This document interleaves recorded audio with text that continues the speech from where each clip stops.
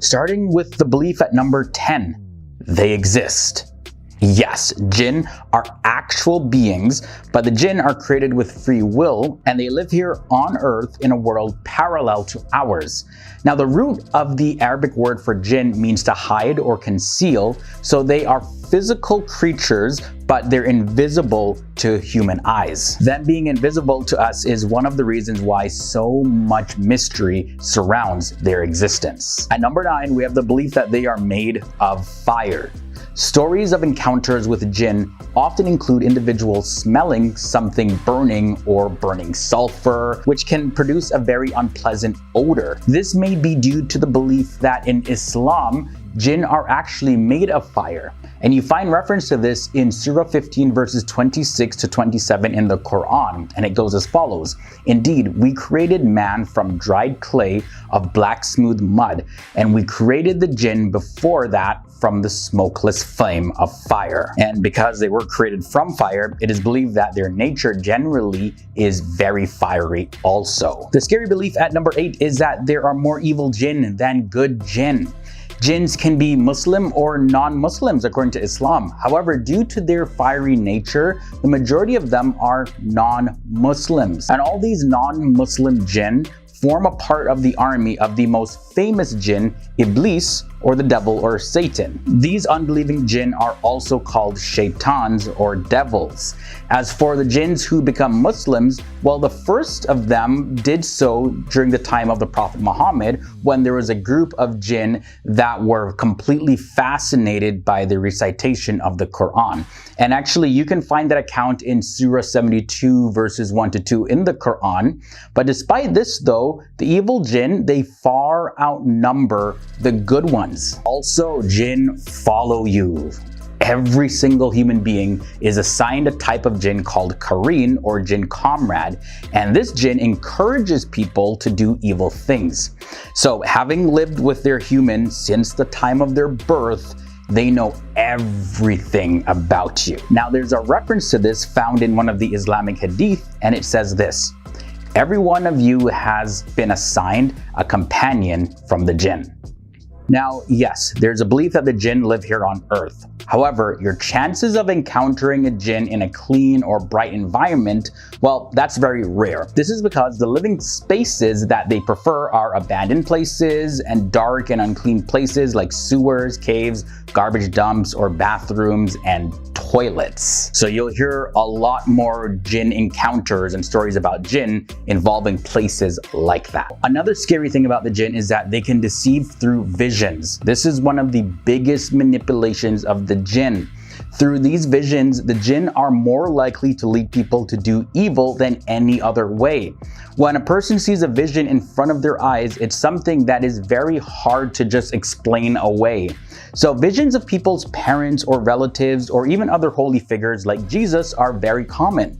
And because the visions can be so vivid and supernatural, it's unbelievable sometimes, jinn becomes very easy for the jinn. But there's actually one person that the jinn cannot appear as in a dream or in a vision or otherwise, and we find a hadith that has these words of the Prophet Muhammad: whoever sees me in a dream, then it is me, for the devils cannot appear like me. Number 4, the jinn appear in different forms.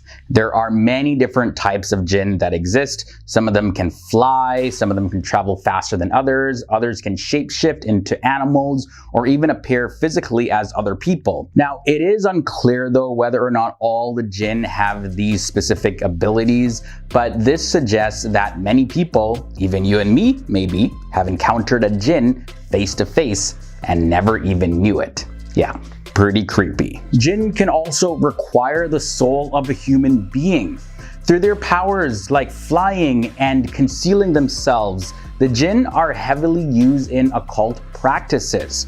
So practices like voodoo, black magic, and witchcraft all work through the world of the jinn, and this is according to Islamic theology. But see, this comes at a cost, because in return for helping them in their magic, the jinns often ask the practitioners to sell their souls to them.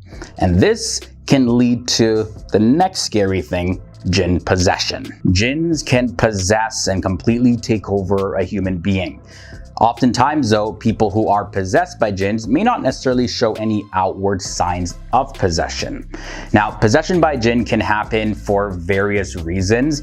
A jinn could sometimes haunt an individual because a person could, even unintentionally, actually harm the jinn. Yeah, it's pretty interesting. They could have also urinated or thrown hot water on the jinn, or even killed a related jinn without realizing it by stepping on them or dropping a large object on them. So in cases like these, the jinn may try to get revenge on a person. And this is why in Islam it's highly advised that regardless of where you go, but specifically in places that the jinn like to dwell in, you need to ask for the protection of God, because you might harm one unintentionally and they may seek revenge on you. Intimate relations is number one. Having intimate relations is perhaps the closest form of union between two people. And in Islam, humans are not permitted to have these relations with jinn and vice versa. However, the jinn, sometimes described as a succubus or an incubus, they take on either female or male form and appear in dreams to seduce people, typically through intimate activity. And now they have been also known to cause sleep paralysis and also induce wet dreams. Repeated activities like this with the jinn can lead to poor health, and sometimes one can pass away because of this. And when you sleep, you're in a very, very vulnerable state. So again, Muslims always advise that you seek the protection of God while you sleep. Just as there are many different types of people, there are also many different types of jinn. Most people think when somebody is possessed by jinn, he or she must behave in a particular way, but there are many ways that jinn possession can affect a person. But number 10, we have regional possession. This is a type of possession that can be very alarming and scary. It occurs as a seizure in your sleep when you can't really move or speak, and it happens so quick that it could be just seconds or minutes. And in most cases, if not at all, the jinn does this from the outside. Usually it's a flying type of jinn. Yeah, very scary. Now, moving on to number 9, we have projectory possession. This is a type of possession that a jinn takes possession of a person for a specific time period. It could be for hours during the day or night, then leaves the body and comes back the next day or the next week or the next month or the next year. And in some very rare cases, it doesn't come back at all. And the jinn, when it leaves the body, it can feel like a sensation similar to a sudden shaking or shivering in the legs, or it can feel like a big burst of air leaving your mouth. The possession type of number 8 is accompanying possession. The jinn permanently takes possession of one part of the body, like the leg, even the uterus or the spine of a person, or it can take possession of the entire body, day and night, whether you're sleeping or awake. It's almost like it becomes a part of your physical body completely. Number 7 brings us external possession. Now, external possession is a type of jinn possession where the jinn accompanies a person full-time or part-time. Now, the jinn has the ability to take the form of another human being or animal that can physically touch a person. Or the jinn can do things like sit on a person's back or press down on their chest. They also even whisper into a person's ear. Now, as mentioned, they do take on the form of animals, but this also goes to insects. They can take on those forms. They can become flies as well. And this one is particularly scary because in some cases, the jinns can bruise you or rip your clothing through external possession. The jinn can also take the form of a beautiful woman or a man to have intimate relations with their target. Moving on now to number 6, this is transistus possession. This is a type of possession where more than one person is haunted simultaneously by a jinn. And usually it happens to people who have close relationships to each other. This is why it's called transistus, meaning to pass over or crossing through. And it could be one or more jinn that can haunt a group or family or team of some sort in this type of possession. Moving on now to number 5, we have imaginary possession. Yeah, this is a type of delusion, and it's said to be the most common type of jinn possession, surprisingly. Like, for instance, imaginary epilepsy is a thing which is a result of interacting with those who are actually possessed. then starting to imagine that you yourself have those same exact symptoms, or maybe an exorcist or spiritual healer suggests to you that you are afflicted by a jinn.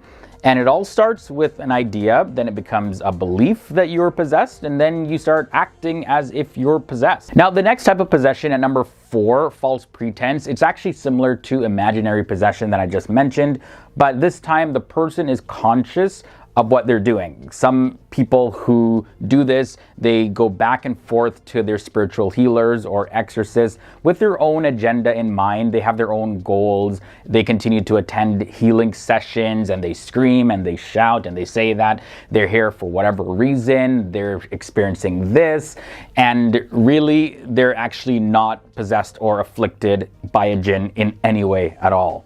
All of this is to seek attention from others or to have an excuse for their bad behavior. So yeah, that one is not really a type of possession, but you get what I mean. Now, number 3 is the presence of waswasa. Now, this means suggestions and whispering, and it is an overwhelming form of possession that is very stressful for a person. The jinn haunts a person, making them cry and laugh and become really, really angry without any explanation, and this happens at random times. This type of possession of the jinn could last for hours or days or for the whole lifespan of a person, and this causes severe anxiety and can even cause obsessive compulsive disorder or OCD. So possession type at number 2 is brain influence.